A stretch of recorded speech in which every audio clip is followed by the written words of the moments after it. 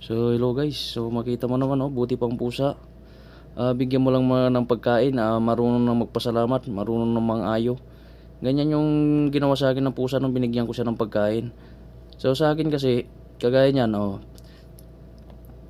matitis mo ba ang pusa pag nakita mo yung mga pulubi na pusa na hindi siya bigyan ng pagkain? Tingnan mo yan, inaano yung pa ko.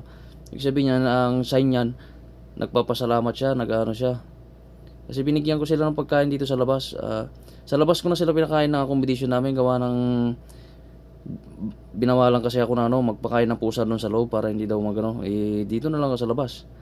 Mas magandang dito na lang sa labas, at least dito walang nang babawal. Diyan lang yan sa tabi ng baladiya, sa basurahan. No option din ako. Kasi hindi mo nakakaawa yung pusa ko. Sayang nga rin lang. Kung nasa Pilipinas nga lang tong pusa na to. Sige guys. Salamat.